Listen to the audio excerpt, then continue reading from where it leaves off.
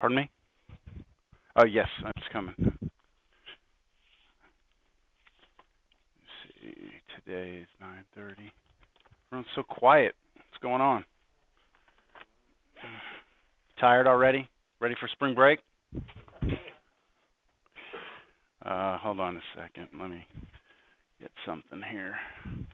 Um, I'm going to be using a different recording tool today for recording the class, okay? The reason for that has nothing to do with this class, has to do with my calculus class. In that class, I use like 4 different programs at the same time, and for some reason the recording stuff I was using last time, it would crash. So this one looks a little more stable. So I'm going to try it in here, see how it works. So please get that around. If for some reason this video does not come out, I will post the video from my 12:30 class. I'll put a link to it for you. So, I mean, we're going to do the same thing. So just in case, I think it's going to work. I mean, it's showing I'm recording. It's showing my audio. I mean, all indications are that we're good, okay? So we'll see how it works out. You did not have any homework, correct? Right? So I said today we would pick up kind of where we left off. And here we go, all right? So what we have to start today is more of these solving, what are these things called again? Linear equations. So take a moment. I've already pre-written the problem, so take a minute to go ahead and copy that down. Is that too small? Do you want me to zoom that in a little bit? Is that a little better with that? Go ahead and take a minute to copy that down, and then what we're going to do is we're going to proceed through that. How many steps in that process did we have? 6 steps, right? We're going to proceed through the 6-step process. Now, our goal today is to get through this section and begin 5.1. I don't think we'll get very far into 5.1 because I really want to take our time today. I don't want us to be rushing right off the bat here. So if we fall behind a little bit, that's fine, right? Because we're supposed to start 5.1 today. All right, everyone have this copied? Now let's first go through the steps, but before step 1, there is the process of identifying what you're looking at. So you need to make sure that you know that you're looking at a linear equation. So I always look for the equal sign first, so I have an equation, right? And then I look at all my variables, x here, x here, x here. All those x's are raised to the first power, so therefore it's linear. So since it's linear, I'm going to go ahead and go through 6 steps. All right, can everyone see? Do we need to move tables, or like you're facing backwards like that? I mean, you want to turn, just be there, or do we want to, I mean, I want you all to be comfortable. Are you comfortable, or sure? A little too close in each other's personal space there? Okay, all right. All right, you all right there? Okay. All right, so what's the first step?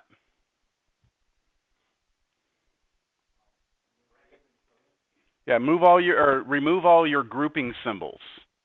And we have brackets, we have parentheses, we have brackets, and we have braces. We have all 3 of the common grouping symbols. What I'll do is I'm going to take out those highlights. They kind of get in my way right now. When you look at grouping symbols, parentheses, brackets, and braces are all equivalent. I mean, you could replace everything with parentheses and it would be the same thing. But we usually use parentheses, then brackets, then braces in math classes to try and show the order in which things happen. So like parentheses are going to be done before the brackets before the braces. But they all mean the same thing. They just separate things, all right? So we're going to start here with the parentheses way inside. And we're going to look inside that parentheses, and we're going to see, is there anything that we can do inside that parentheses? So x minus 3 we can't touch, right? So now I would like to try and remove the parentheses. So how can I go about removing those parentheses? Distribute. Well, distribute what, though? so this is a little tricky, which is why I like this problem. The 4 in front here has this minus sign and then the parentheses. We do not look at this as a 4 being distributed through. Okay, that's not correct. What we look at is this being a negative 1 in front. That negative sign in front of the parentheses is really like a negative 1. The 4 is by itself. So we're going to distribute a negative 1 through the parentheses. So let's go ahead and do that. Any questions on that? Negative 1 here, negative 1 here. Now, I know this is a lot of writing and your hand might start to cramp up or whatever, but we want to be precise. So I'm going to rewrite every single thing I have except what I just did, the change I just made. So what is going to happen when I multiply negative 1 times x? Multiply, I get what? What's negative 1 times x? Negative x or negative 1x. It's either way. It's up to you. I'm going to put negative x. And then what's the negative 1 distributed through to the negative 3? Positive 3. And then we have our bracket, and then we have the brace, and then we have the equals 11.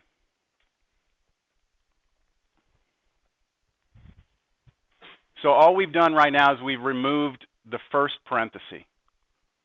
Now we're going to go and try and remove the next grouping symbol, which is the bracket.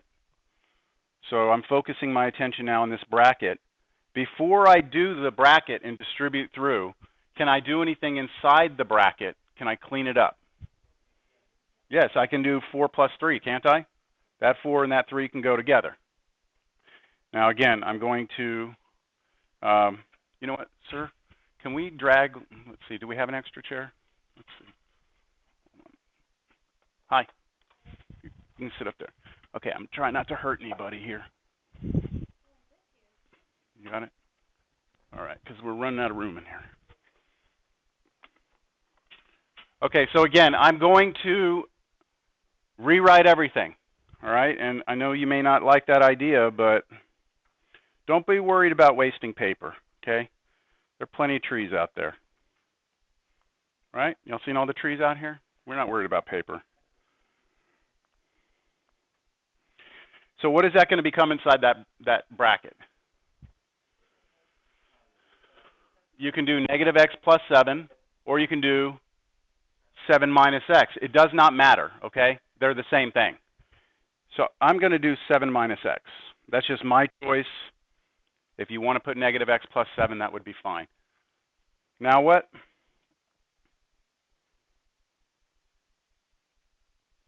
Finish writing it, right? Any questions?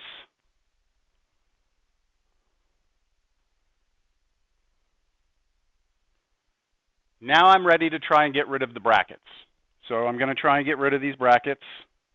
The only way to do that is to distribute what's in front through. So what do we have in front of the brackets? A negative 1 again, right? So there's that tricky negative 1. That anytime you see a negative in front of a parenthesis or bracket or brace, that's really a negative 1. So that gets distributed through. So we're going to have negative 1 gets distributed times the 7, and negative times negative x. It's like that. Uh-huh. And it just has a negative. When you write the problem, can you put the negative 1 or no? Like you just did, can you write the negative 1? Let's do this. Hold on. How about you right there, and we'll just roll this chair. I'll get it for you. You mean write it in the original, in the very beginning of the problem? Yes, yeah. You can put it in whenever you want. And if you ask the question the other way, do you have to put the negative 1? You don't have to. You could just leave it as a negative as long as you know that that negative passes through and changes the signs. It all depends on how you are comfortable. Okay, so let's, again, write again, 5x minus 2, the brace, negative 6 plus 4x, and then what? Negative 7 plus x. Negative times negative is positive. My brackets are gone. I have the brace. I'm going to close that out. Equals 11.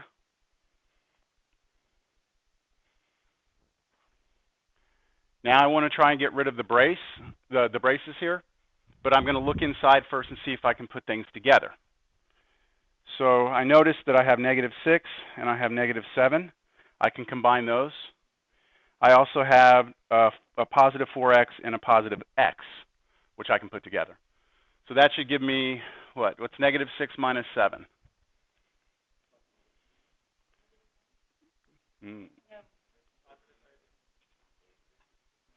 I've heard every possible -13, okay? Because you have -6, right? And then you're taking away more. So it's like you owe someone $6 and then you owe someone $7. That means you owe a total of $13. So -13. Now I understand sign numbers, how you put sign numbers together, that can be confusing. You might need to get your brain going again on that, but that is a topic that is a prerequisite for this class. So if you're having trouble with sign numbers, just put a little star on the side here, make a note that you need to go back and look at that, meet with me, I can help you. If it's been years since you've done sign numbers, take the time to come to my office and maybe we can work it out in a couple of sessions or something. All right, here we go again. I'm going to write the whole thing again. 5x minus 2, brace, and then we said -13. Oh, I never talked about the x's, did I? 4x plus x is 5x. So I could write 5x minus 13, or I could write -13 plus 5x. Either way. And I think I'll do it a different way this time. I'll do the -13 plus 5x. Bless you. And then equals 11. All right, we're almost there. We just need to get rid of those braces, so we need to distribute through. So what are we going to distribute through? This time, it's a negative, but it's a 2. It's written there for us. So we're going to pass that -2 through. It's going to change the signs, and it's going to double everything. So when I multiply, let's see, make sure I'm still recording here. Looks good. So I'll have 5x. What's -2 times -13? Negative times negative is positive, right? When you multiply two negatives, you get a positive. So plus 26. And then what's -2 times 5 is -10, and then you have the x, right? So -10x. And that passes through, right? That's the braces have been, these grouping symbols are now gone. So the only thing left is the equals 11.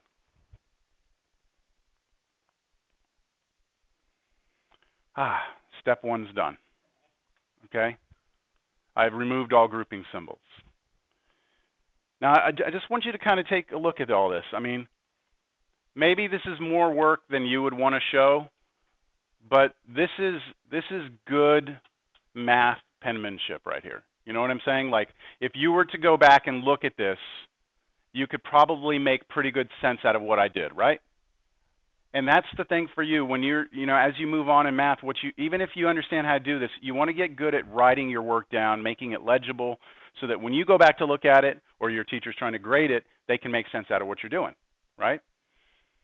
So I know you can't highlight and things like that, but at least you can show, where you distribute through, things like that. Okay, I'm going to continue. All right, so step 2 is to do what? Clear fractions and decimals. We don't have any. So step 2 is already done. Step 3, gather terms. So look at the left side of the equation.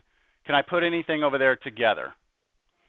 Yeah, the 5x and the -10x can be combined because they're like terms.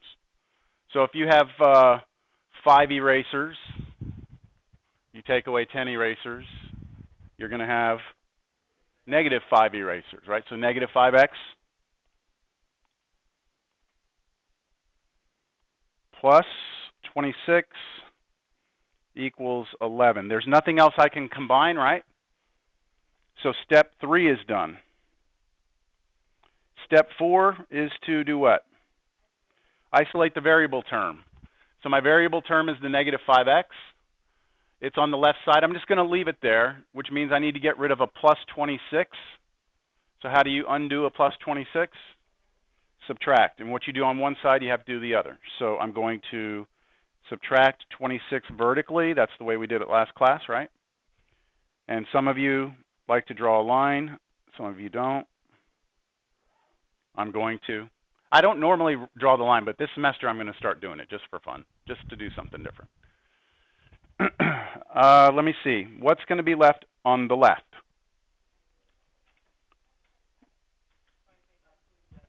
On the left, the numbers cancel, right? So what's still there? Negative 5x. It's still negative. We haven't done anything to the negative 5 in front. My equal sign comes down. What's 11 take away 26? Negative 15. Good. Okay, we've isolated the variable term. Step 5. Yeah, solve for the variable, right? So the only thing left to do is to get rid of the negative 5 that's multiplying times the x. And the way we undo multiplication is division. So we are going to divide by what? Whatever's in front of the x, exactly what's in front of the x, so negative 5. So I will divide both sides here. I take negative 5x, I divide by 5, negative 5, sorry. And whatever I do to the left side, I must do the right side. Right? The negative 5 over negative 5 cancels. Really, it becomes a 1. We don't really write it. It's really a 1 in front of x. So my left side's just x. And my right side, 3. Negative divided by negative is positive. 15 divided by 5 is 3. So we get 3. Now, that's step 5. The final step is to check. And to check, what would we have to do? Go all the way back to the original problem, way up top, put 3's in for everything, and see what we get. Now, I'm going to do it quickly. Just right up here, I'm going to just plug it in. So let me first try and cram a little space in here. Okay, now, what would we get if we plug 3 in right there? What's 5 times 3? 15 minus 2, brace, negative 6, plus, what is 4 times 3? 12 minus bracket 4 minus parenthesis. What would we get if we plug 3 in right there? 3 minus 3 would be 0. So that's a 0 in the parenthesis. Close the bracket, close the brace, equals 11. That looks like a mess. What is 4 take away nothing? 4, right? So let's try and do everything. I'm doing this all mentally. You would do it, you'd write it out and show more work if you were checking. But what's negative 6 plus 12? Positive 6, right? Take away, we said this was 4. So what's 6 take away 4? 2. So what we've got is this. The 15, that's this one right here, minus the 2. We have a brace, and then everything in there in that pinkish color turned out to be 2, right? And in between that negative 2 and the 2 in the brace over here, that's multiplication. So what's negative 2 times 2? Negative 4. So you really have 15 minus 4, which is 11. So that matches the right side, so it checks. Okay? Now that's tedious, but it's a good thing to practice. And on a test, I would encourage you to check your answer because you know if you're right. All right? If it doesn't work, then something's wrong. Okay, what I'd like for you to do now, I'm going to pause my video and turn the lights on. All right, I should be okay here. All right, so the next problem that we're going to work is this one here, right? That is the problem. Yes. All right, so everyone make sure you've got that jotted down. I'm going to work through this. I'm going to start to work these a little bit quicker, okay? Realizing that, by walking around, I understand. It's going to take you 10 minutes, maybe 15 minutes to get through one of these problems. But if I do that, I can only show you maybe 3 problems in an entire class if I take that much time. So I have to, at some point, move pretty quick. So I'm going to go through the steps as fast as possible without losing everyone. First thing, it's a linear equation, right? Okay, so it's a linear equation. Second thing, I'm going to remove any grouping symbols. The grouping symbols I have are the parentheses that I have on both sides. Good thing I don't have brackets and braces and everything. It's just parentheses. So that means I will distribute a 5 through the parentheses on the left. I will distribute a -2 through the parentheses on the right. I'm going to do all that in one line on my next line. So 3x, what? Plus 5x minus 35 equals, okay, good. Next, -2x minus 20, right, plus 10x. So I've done grouping symbols. Step 1's done. Step 2 is fractions and decimals. Don't have any. I'm good. Third step, combine like terms. On the left side, can I put anything together?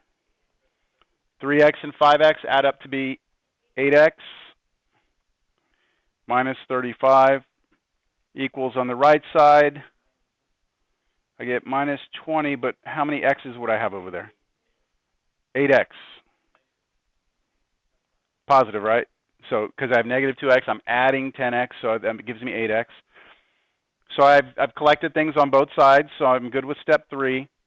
Step 4 is to isolate the variable. But the variable is on both sides. So what I have to do is choose which side I want my variable to wind up on. I can either put my variable on the left or the right. It's my choice. I'm just going to go with the left because I'm left-handed, and that's what I'm going to do. Right? No, because most of the time people do left, but it really doesn't matter.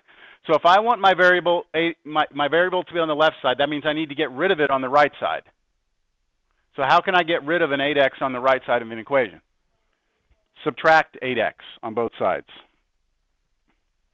And whatever you do to one side, you have to do to the other.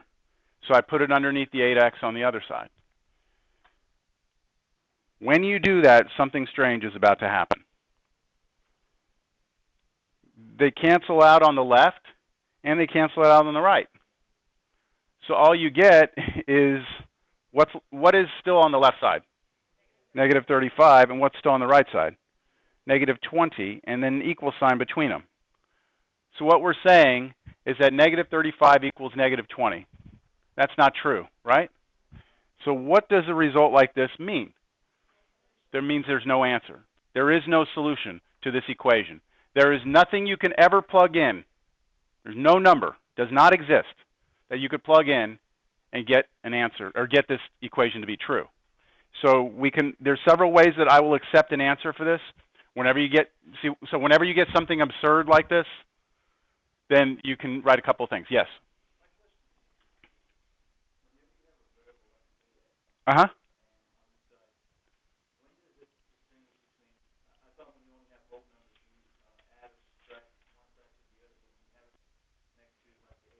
Uh-huh.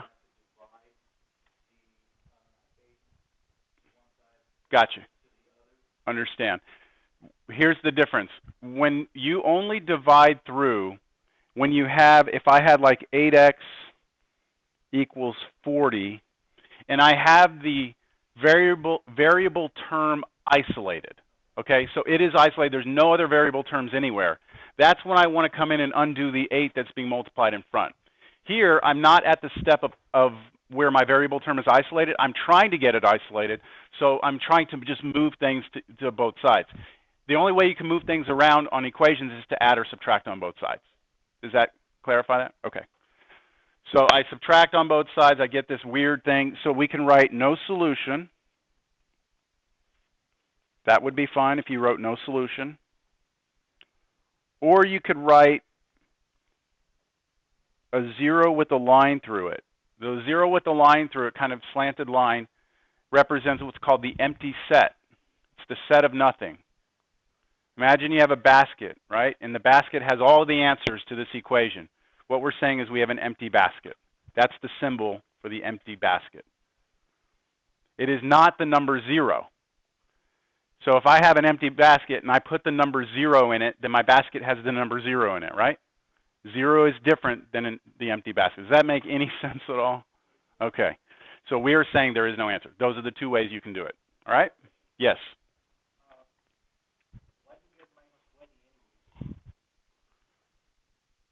It was still up there when I subtracted 8x. The minus 20 was still there. Well, once I get to this line right here, I realize that what I have doesn't make sense.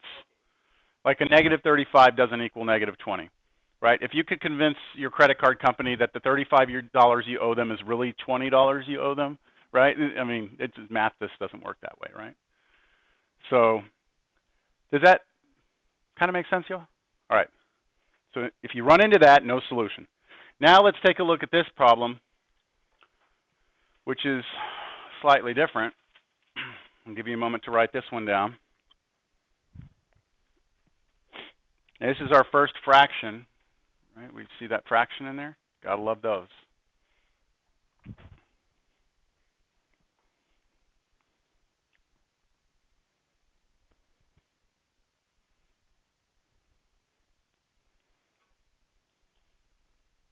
What time do we go to? 10:45, right?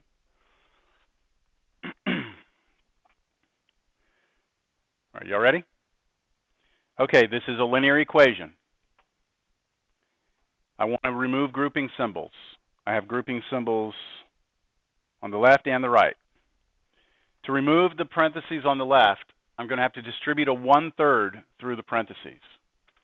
So I'm going to have to multiply 1/3 here and 1/3 here. On the right parentheses, I'm going to distribute what number through? -1. I'll put it there in blue. -1, it's going to distribute through that parentheses. All right, so now the challenge is, how comfortable are you multiplying fractions? So let me do this kind of as its own little thing here. I'm going to multiply 1/3, that first multiplication, right? That first red little arch that I have is 1/3 times 3x. That's 1/3 times 3x, like that, right? Now, depending on how you learned multiplication, you know, everyone's going to be kind of different here. So I could show you maybe 5 different ways of thinking about this. I'm going to start with one way you could do it. You could look at the 3x as 3x over 1, right? And then how do you multiply fractions? Straight across. Multiplications of fractions is much easier than addition of fractions because you just multiply straight across. So 1 times 3x is what? 3x. And then 3 times 1 across the bottom is 3. But if we have a 3 divided by 3, that cancels out. And we just get x, 1x. That's one way you could have looked at it. Another way maybe is 1/3 times 3x. And maybe you're already comfortable saying, hey, look, I know that those 3's will cancel each other out, and all I'm left with is the x. It's all really on you, like what makes most sense to you. But again, this is something that hopefully you've done. You know, walking into this class, hopefully you've done addition, multiplication, addition, subtraction of integers and fractions. But I'm a realist. Even my calculus students have trouble with fractions still. So, okay, so that first multiplication, that 1/3 through to that 3x is going to be x, right? What's the 1/3 times the -6? Careful. -2, right? 1/3 times -6, that's -6 over 1. You can multiply straight across, -6 over 3, not -3, over 3. A negative divided by a positive is negative, so you get -2.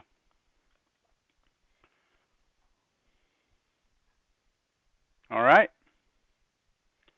So I'm going to go ahead and jump down, get past all that work that I was doing there. That first multiplication through was x. The second one was -2 equals, now the other side, 2x, and now distribute the -1 through. And you get what? -x minus 2. We are done removing grouping symbols, right? Let's see how good my wireless is here. What's next? Clear fractions and decimals don't have any, right? Okay. Then if we've already cleared fractions and decimals, then we need to group things, collect things on each side. So the left side, x minus 2, can't do anything with that, right? On the right side, however, we can put the 2x minus x together. So one more line, x minus 2 equals x minus 2. Okay. Can you already see we got something weird is happening here? All right, let's try and isolate our variable term. So I'm going to choose to try and move my x's to the left.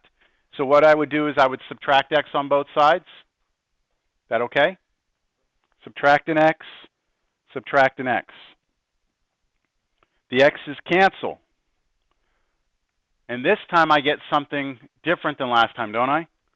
I get negative 2 equals what? Negative 2. And does negative 2 equal negative 2? Yes, see, that is true. But see, I don't have an answer. Like, it's not telling me x is 4. Right, when I tried to solve this, it's telling me that negative 2 is negative 2. So what does that mean?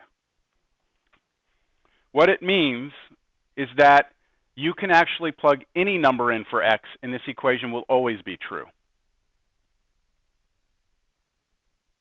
So if you go back up to the original problem, and you pick, someone give me an x, just pick a number, I don't care. 3. If you plug 3 in there, it'll be true. 4, go ahead, it'll be true. 10, it'll be true. Every number that you could ever think of, plug it in, it'll work. This doesn't happen very often, okay? But when it does, it's kind of a unique situation. And the way you know that it's that unique situation is when at the end you get something that's always true, right? Negative 2 is negative 2. The other problem, we got something that didn't make sense, and that told us no solution.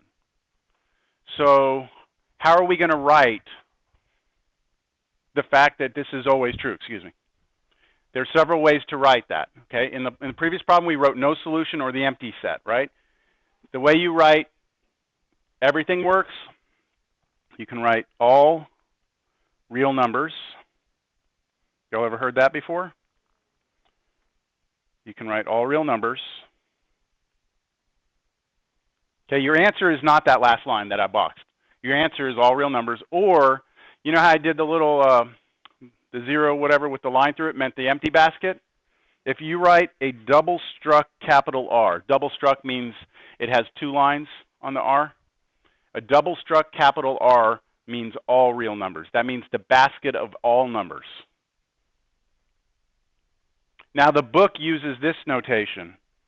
The book says, if you look in the back of the book, it'll say something like this. Set of braces this, X, X, whoa, X, E, R, something like that. That's what the book will show.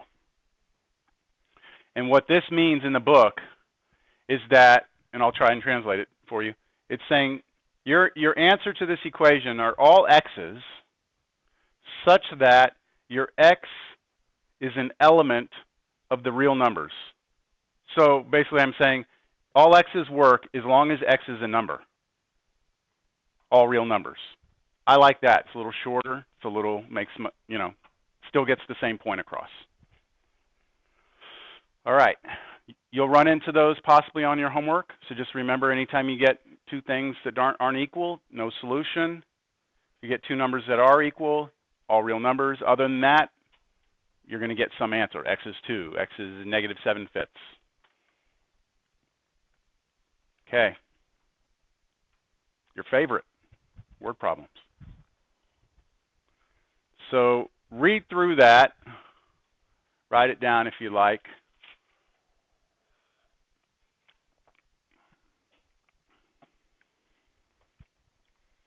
I'll give you a minute to write that.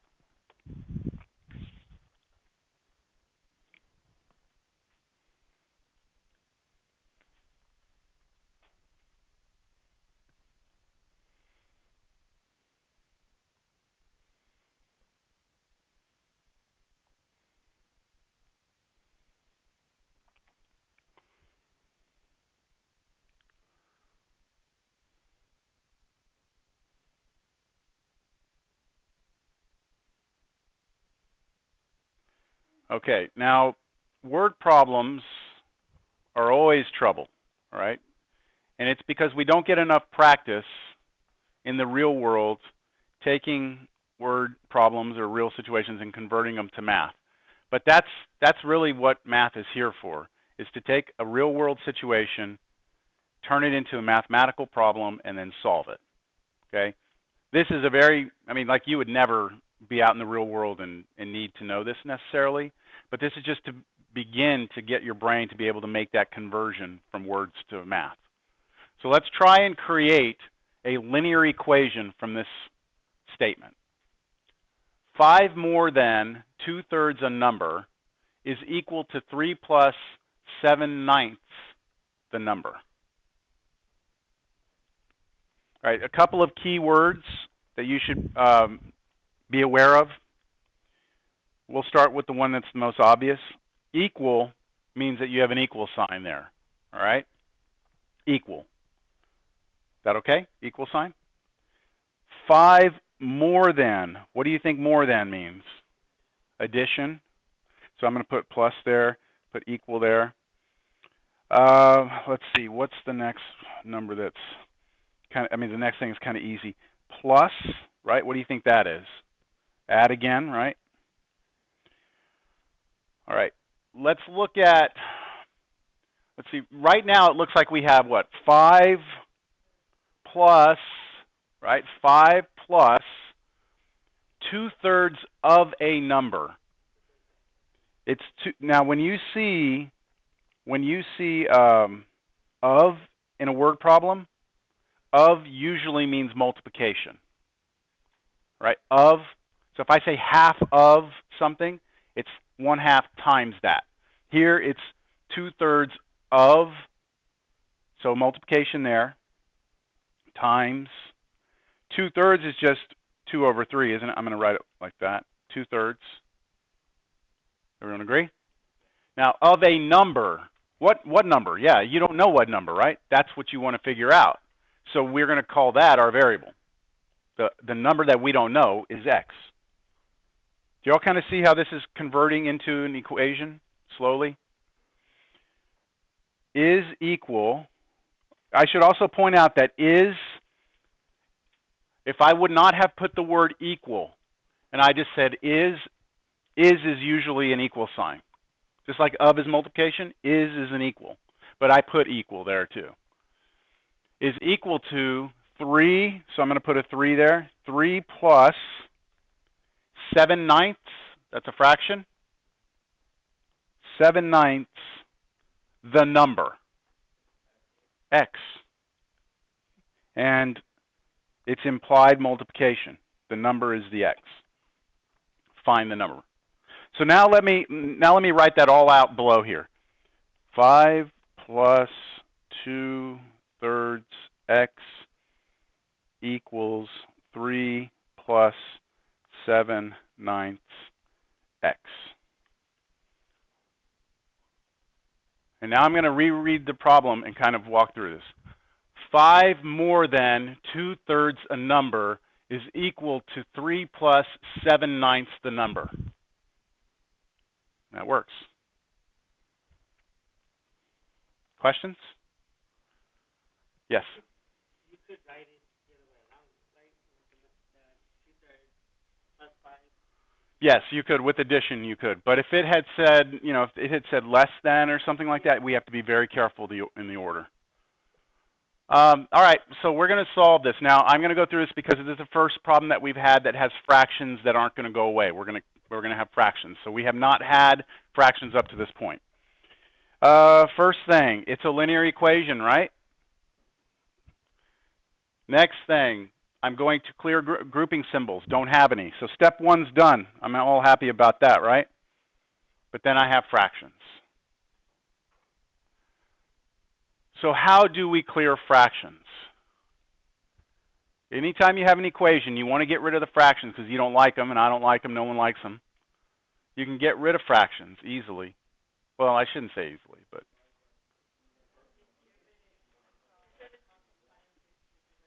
yeah, everyone's kind of tapping into the right answer. Let me just get to it. we are going to find an LCD, which means least common denominator, and we are going to multiply both sides of the equation by the LCD. So step 2, we haven't done this yet. To clear fractions, who was not here the first day? Who was not here? I know one. You were here first day. You were in the other one though, right? Okay. You weren't here. So raise your hands again. Okay. Were you able to watch the video of the first day? You know how to get into ACES? Okay, go in there, watch the video from the first day, because I go through the syllabus. There's a couple of things in there that you want to make sure you understand. All right? Okay. To clear fractions, what are we going to do? Find LCD, and then we're going to multiply both sides by the LCD. Those are the steps to clear fractions. Sounds pretty simple. Let's see if it is that simple.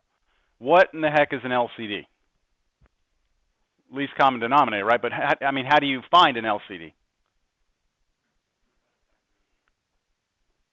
What do you look at here? Okay, you look at the denominators of the fractions that you have on both sides of the equation. I have a 3 and I have a 9, right? I have a 3 and a 9. So I'm going to write down here 3 and 9. If there were more fractions, I'd write down more of the list of all of the denominators.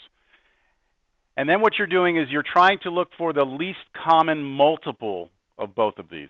What the heck's that? Well, what you can do is you can kind of like make a little table out of this, and you can just write down all the multiples of each one. So what are the multiples of 3? So 3 times 1 is 3, 3 times 2 is 6, 9, 12, 15, right? What are the multiples of 9? 9, 18, 27, 36, right? You're trying to find the number that appears in both of these lists, which is the smallest one you can find. So the smallest number that appears in both of these lists, which is what? 9. So it was kind of there to begin with. 9 is a multiple of 3, but this is the technique that you could use for any two denominators. So our LCD is the smallest number that appears in both lists. If we had 3 lists, it would be the smallest number that appears in all 3. Okay? So there's a little bit involved there. So 9 is our LCD. This problem 9 is the LCD. And we're going to multiply both sides by that 9. So watch how I do the multiplication. First thing I'm going to do is rewrite the entire problem.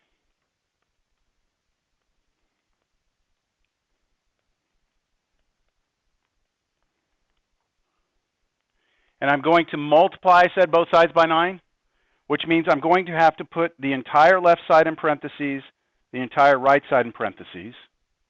And I'm going to put a 9 out in front. And I can't really squeeze a 9 in there because I didn't give myself enough room. So I'm going to put the 9 at the back, because it doesn't matter if it's in front or back. That multiplication will do the same thing. So the parentheses are important. Why? It tells you that everything in here, in both parentheses, gets hit by the 9. So that means the 9 must distribute to each one. So let me do that now. 9 is going to go through on the left side. And then watch how I do it on the right side. It's going to go through on the right side, but kind of a backwards distribution. You could put the 9 in front and come this way, or the 9 in back and go this way. It's equivalent. It's going to do the same thing, isn't it? Okay, let's try and do this. What's 9 times 5? 45. What's 9 times positive 2/3 x? 6. 6x. So I'll do that on the side here. I did 9 times 2/3 x, right?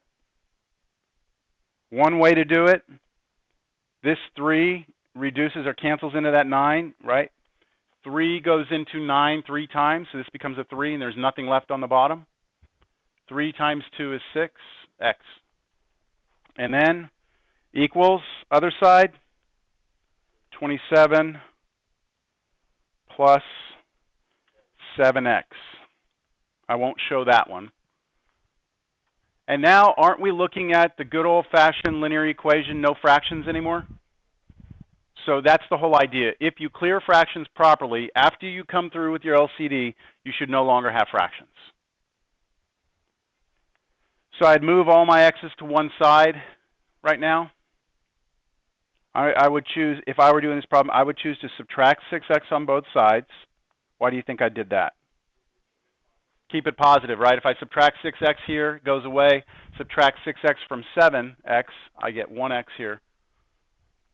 I'm also going to subtract 27 on both sides so that my number is no longer on the right side. I'm going through this quickly, because like I said before, we've done a few of these slow, so now you would need to go home and just make sure you can follow through this. Okay, on the left side, my x's are gone. On the right side, my numbers are gone. What's 45 take away 27? 18 equals x, and we're done.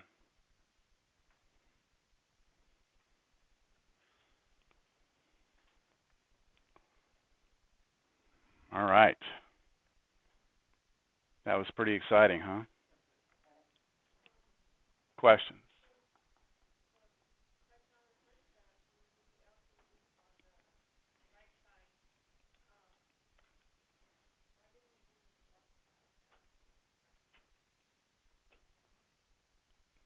You mean, you're not talking about distributing it through. You're saying how we got 9?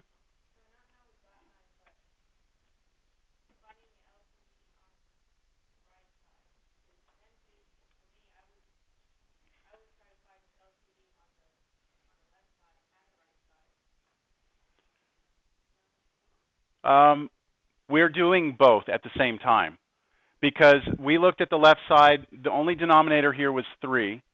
So if this wasn't here, if I was trying to find LCD of this, it would just be 3. That would be the least common denominator. But I took into account the other side also that had a 9. So I'm looking for the least common denominator between both. So I have to look at both sides at the same time, which is why I use 3 and 9. Because your LCD needs to clear fractions on both sides, not just one side.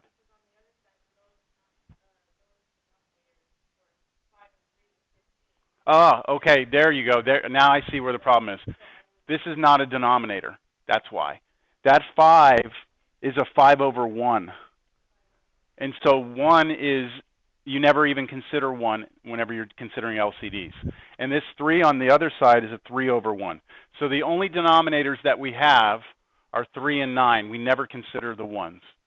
5 is up top, just like the 2 is up top.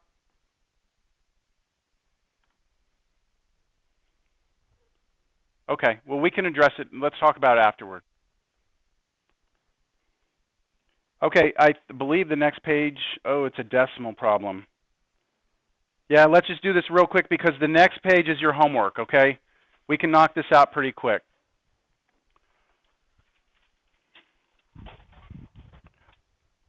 I will try and give you as much time in class to work examples, but, we're just barely going to get out of here on time, and I gave you only one chance at a problem, and it eats up a lot of time. So that's why it's so important for you to go to the lab, come to my office hours, because that's when we can really sit down and do this stuff. You can practice. You can go back, look at the video, play it a little bit, pause it, do it yourself, try and see if you can get this going in your brain. All right, I have decimals. I don't have grouping symbols, so I'm not considering that. Decimals. The thing about clearing decimals is that you need to move the decimal point over so that all of your numbers are integers now, meaning that there's no decimal point in front. So when I look at the first decimal, I have 1.2. In order to make that an integer, I would need to move that decimal point one place to the right, correct? We said last class to move a decimal point one place to the right, we multiply everything by what? 10.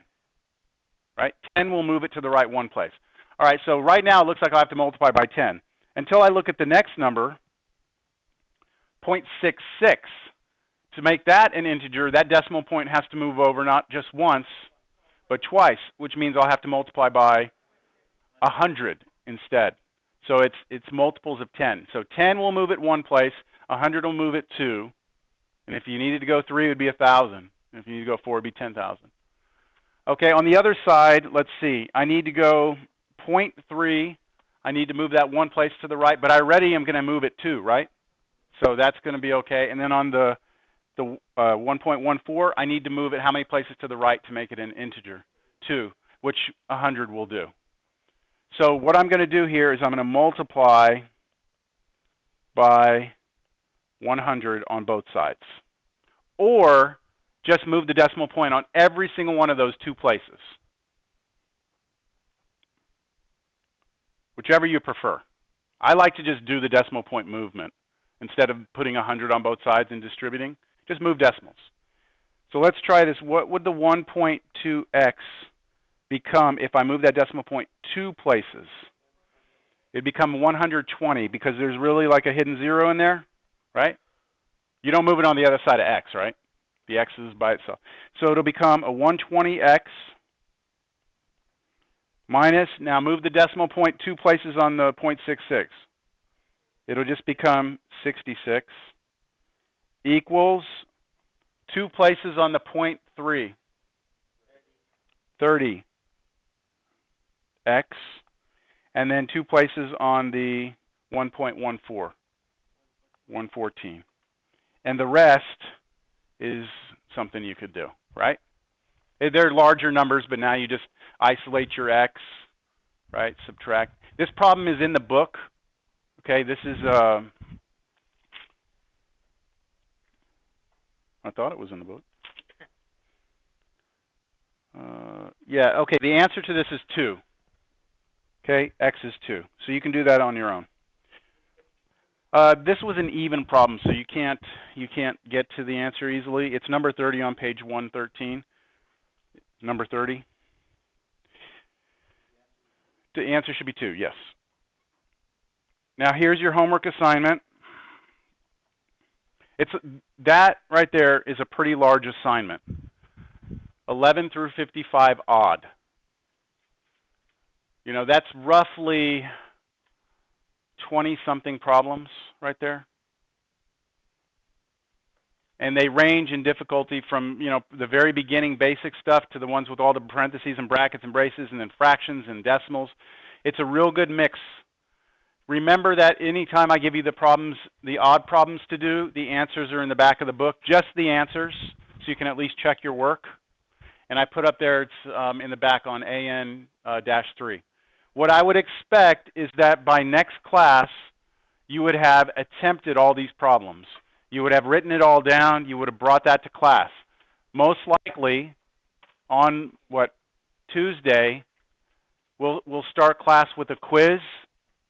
It'll be possibly an open homework quiz where if you have your homework, you can use it. Do not mix your class notes and your homework up, because if I say you can use your homework, if your notes are mixed in, you can't use them. So your homework's got to be kept separate from your notes. I apologize, but that's just the way I'd like to do it. If you want to use them on your quiz when I let you, that's the way it has to be done. What was your question, sir? I got it. You got it? Okay. Any questions?